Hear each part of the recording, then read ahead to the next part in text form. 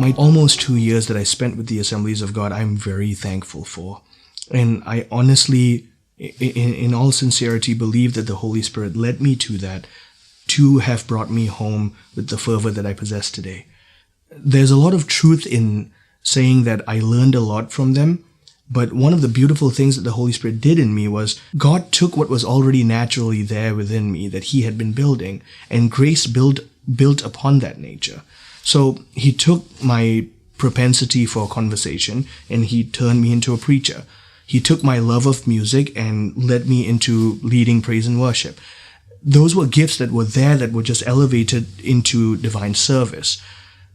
But what also came with that was this ardent zeal for the salvation of souls. And that was greater honed, greater set aflame during my time with the Assemblies of God.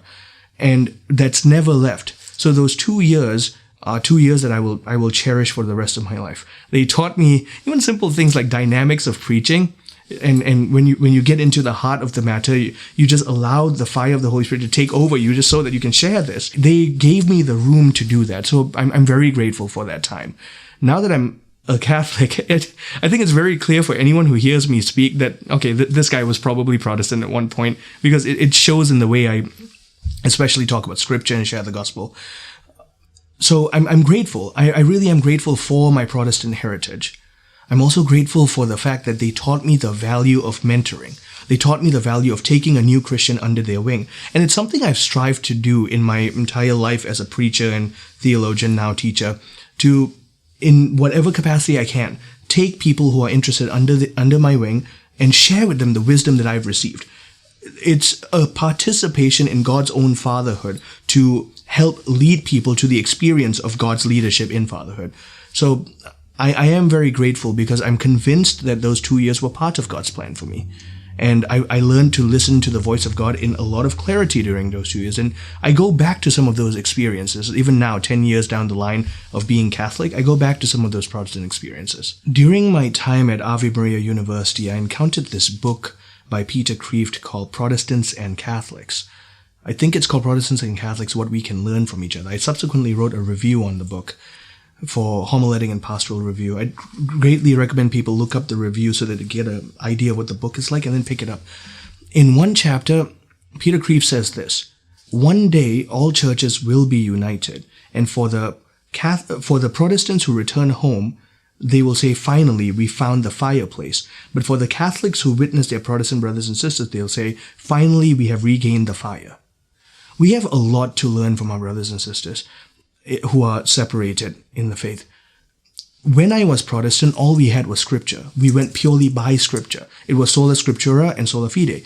And because of that, scripture was all we studied. As Psalm 1 tells us, meditate upon the Lord day and night. So my pastors encouraged us, read scripture day and night, and that's what we did. And by virtue of doing that, as we fell deeper in love with it, we developed a boldness of sharing it. And that evangelistic zeal, that urgency for the gospel message, is something that unfortunately I've seen is greatly lacking in the universal Catholic Church. Whether it's a complacency for the fact that we have this institution that protects us, or the fact that we have no threats to our faith, whatever it might be, we have lost the desire for the evangelization and salvation of souls.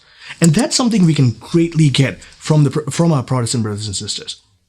That zeal for the salvation of souls, that ardent love of scripture and its proclamation, that desire of an intimate personal relationship with Jesus Christ that culminates in the way we live, in the way we proclaim this gospel to others, that understanding that the gospel is only alive when it is shared, that the fire cannot be contained, but it must be spoken out.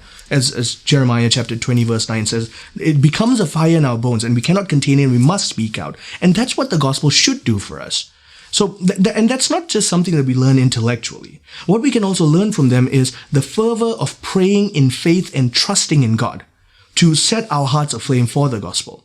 This removal of trepidation of speaking the name of Jesus. It's not enough for us to just say grace in the public sphere. We need to explicitly be willing to talk about our faith. And these are things that I'm convinced we can learn from our separated brothers and sisters. It's a heritage that they have simply because that's all they have. We here have the fullness of tradition, and instead of getting lost in it, we should be elevating it. We should be proclaiming it to the ends of the earth. So, and this is where I see there's a mutual connection. At some point, there's going to be a unification of the churches. And this is what's going to happen. The church will be set afire again, and all those who are separated will come to reclaim the fullness of the intellectual tradition of the church.